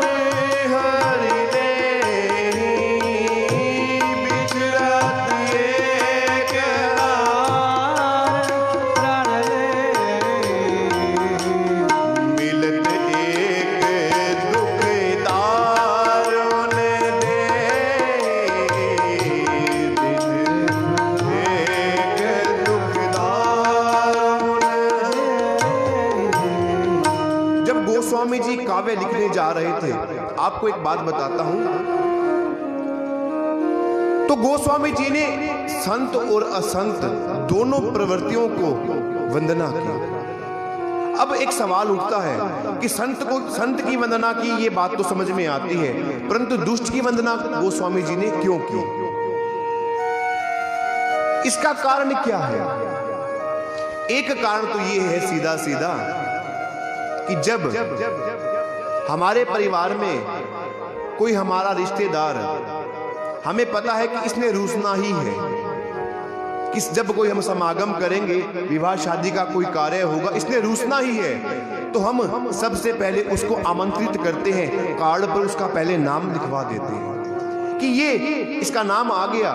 और एक कार्य और, शादी के अंदर जो हमसे ज्यादा रूसता है उसको हम लिखने का काम दे देते हैं कि सबसे भारी काम आपका है। वो सोचता है कि हमें इतना बड़ा पद मिल गया, हम सम्मानित हो रहे हैं, परंतु वो आपको एक स्थान पर बिठा रहे हैं कि आप नहीं बैठ जाइए, आपका और कहीं कार्य नहीं है। ये समझदार इंसानों के कार्य होते हैं जो अपने बुद्धि का प्रयोग करते हैं।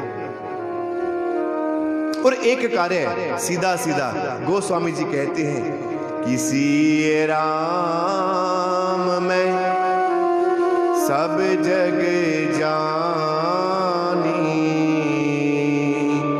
करो प्रणाम जोर जोग पानी। कि इस जगत में जितने भी जीव जंतु, मनुष्य, कोई मर्जी, साधु असंत, जो कुछ भी है, वो सभी मुझे भगवान श्री राम जी के स्वरूप में है। मैं सबसे प्रेम करता हूं। मेरी नजर में, मेरी दृष्टि में कोई संत असंत नहीं है। मैं सबको प्रणाम करके इस दिव्य ग्रंथ को लिखने जा रहा हूं। गोस्वामी जी ने राम नाम की महिमा का बखान किया कि राम के नाम का बहुत बड़ा प्रताप है। भगवान राम जी कि जाप करने हम बैठेंगे, पता नहीं कितने समय के बाद में भगवान आएंगे, परंतु जब हम भगवान के राम नाम का जाप करते हैं तो नाम हमारे साथ सदैव रहता है। गोस्वामी तुलसीदास जी ने राम से राम का नाम बड़ा बताया है।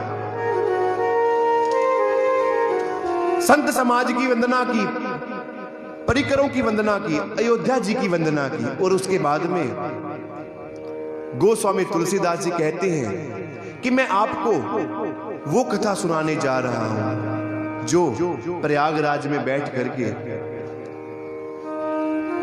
याज्ञवल्क्य महाराज जी ने भरद्वाज जी को सुनाई।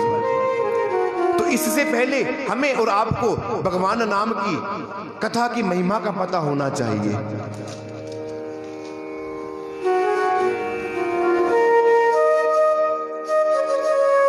देखिए, हम कोई भी तीर्थ स्थान पर जाते हैं, वहां जाने से पहले कोई भी कथा पढ़ते हैं, कुछ सुनते हैं, तो हमें उसकी महिमा का पता होना चाहिए कि उस तीर्थ स्थान की महिमा क्या है, उस ग्रंथ की महिमा क्या है।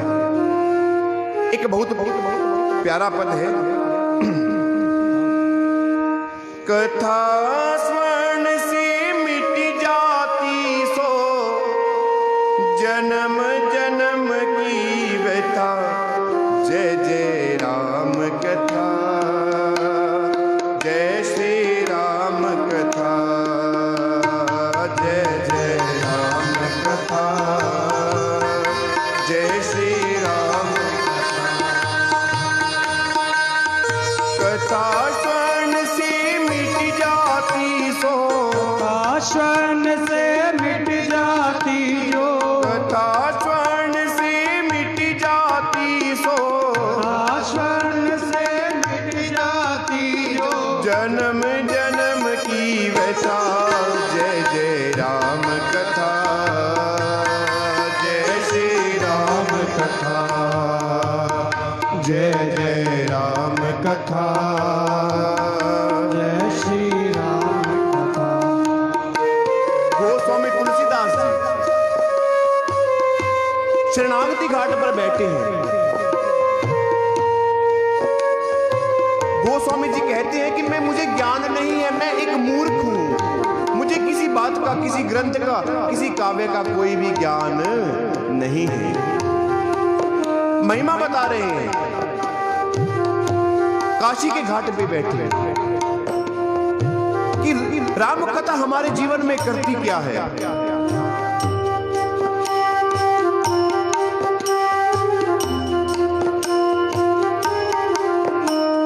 राम कथा कलिका मद गाई, सुजन संजीवनी मोरी साई। राम कथा काल ने गाए, जन संजीवनी बलवाई।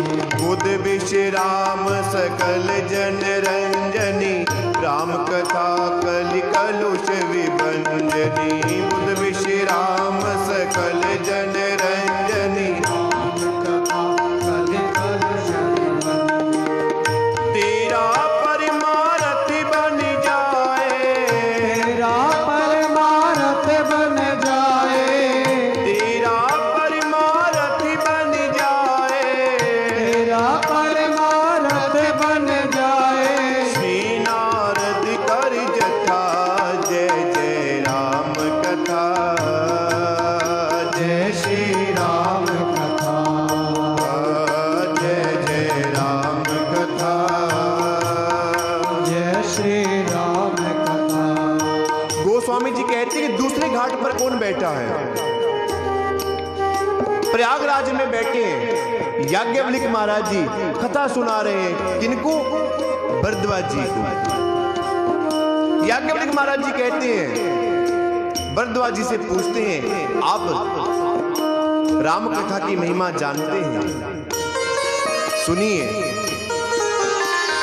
महामोह महिषेश विशाला, काम कथा कालिका कराला।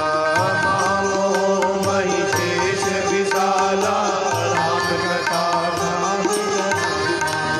राम कथा शशि किरीट समाना, संत चकोर करहि देहि पाना। राम कथा शशि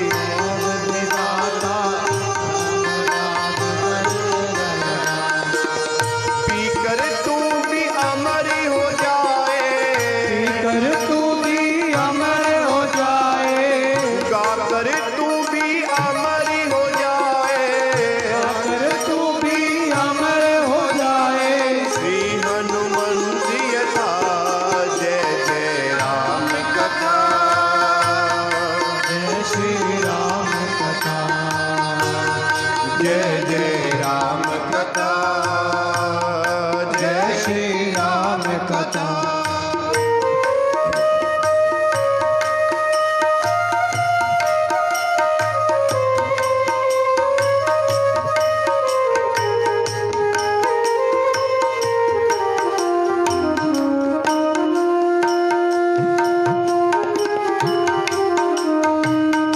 तीसरे घाट पे कैलाश पर्वत पर बैठे हैं भगवान शंकर जी।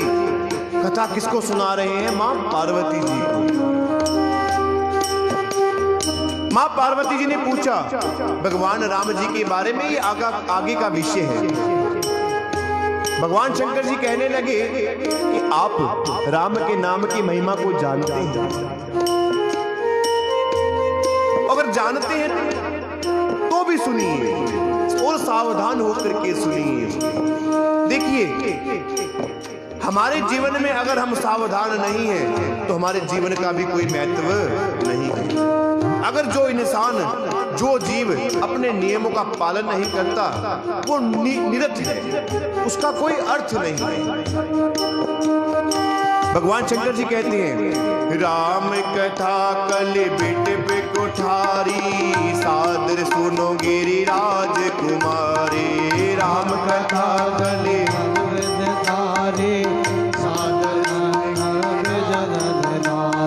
राम कथा सुंदर कर तारे, शन से विहग उड़ावन हारे। राम कथा संशय आंगन में बैठे हैं, अगर कोई मक्खी मच्छर कोई चींटी आएगी तो हम क्या करेंगे? ताली बजाएंगे ना, ताली बजाएंगे। ये भगवान शंकर जी कहते हैं कि जितने विकार हैं ना, ये जो हमारे चारों तरफ घूम रहे हैं, ये विकार हैं। काम, क्रोध, लोभ, मोह, अहंकार, मद और मत्सर, ये सभी विकार हैं। इन विकारों को भगाने के लिए जो ये राम कथा है, एक सुंदर करतारी है। अब करतारी भी सुंदर हो सकती है। जो ताली अपने सम पर गिरे वो सुंदर होती है। कैसे? सम पे ये सुंदर है और वह सुंदर है। सुंदर और वह सुंदर का भी भेद है। जो अपने सम पर रहे, जो अपने स्थान पर रहे, वो सदैव सुंदर होता है, वो सदैव सुंदर होता है। राम कथा सुंदर करतारे, विघ्न उड़ावने हारे। राम कथा करतारे,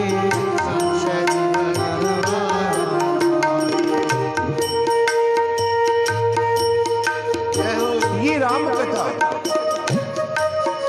बाबा शंकर जी कहते हैं कि वृक्ष को काटने के लिए कुल्हाड़ी का इस्तेमाल किया जाता है। वृक्ष को काटने के लिए कुल्हाड़ी का इस्तेमाल किया जाता है। उसी प्रकार से ये जो विकार हमारे समक्ष आकर के खड़े हो गए हैं, अगर इनको काटना है तो राम कथा में प्रवेश करना पड़ेगा।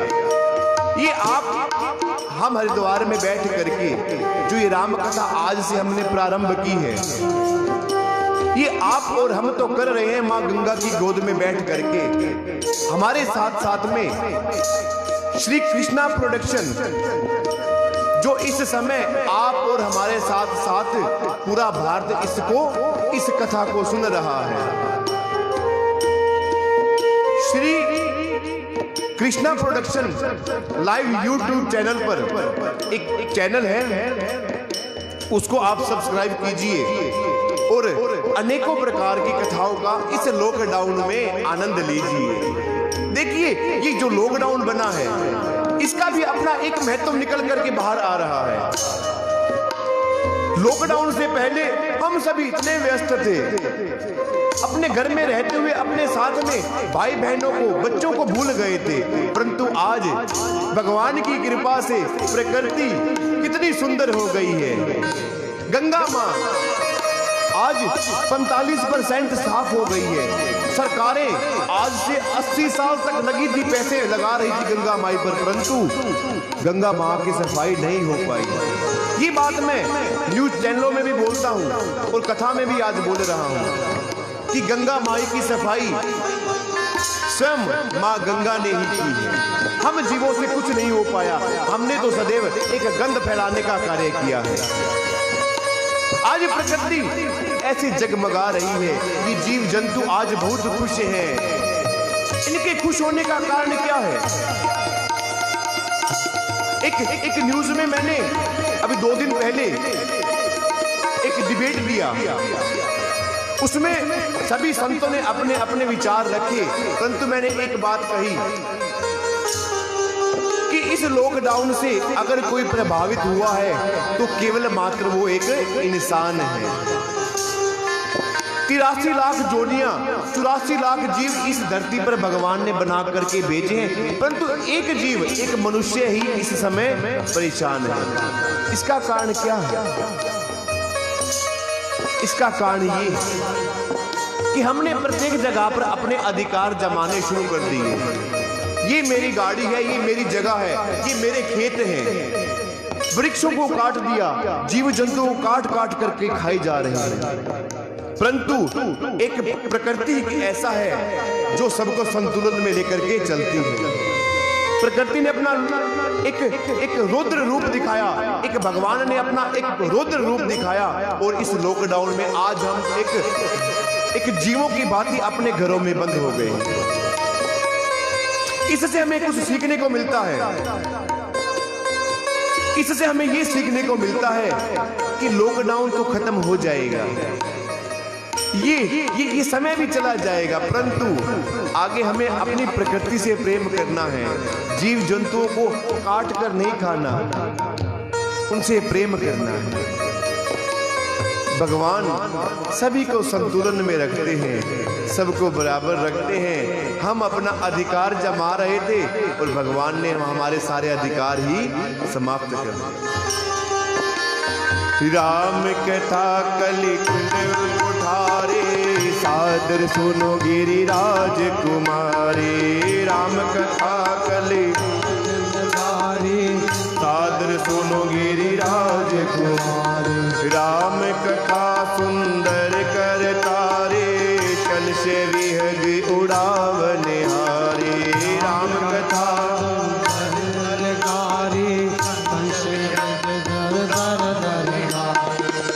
तेरा सब संशय भागेगा, तेरा सब संशय भागेगा, तेरा सब संशय भागेगा, तेरा सब संशय भागेगा। माँ पार्वती कर जटा, जय जय राम कथा, जय जय राम कथा, जय जय राम कथा, जय श्री राम कथा, जय जय राम कथा, जय जय राम कथा, जय जय राम कथा, जय जय राम कथा। बोल सियावर रामचंद्र भगवान की जय हो, उमापति महादेव की जय हो, पवन सुत हनुमान की जय हो, श्री सद्गुरुदेव भगवान की जय हो, गुरुदेव तुलसीदास महाराज की जय हो। ओम नमः पार्वती पते हर हर महादेव, हर हर महादेव, हर हर महादेव।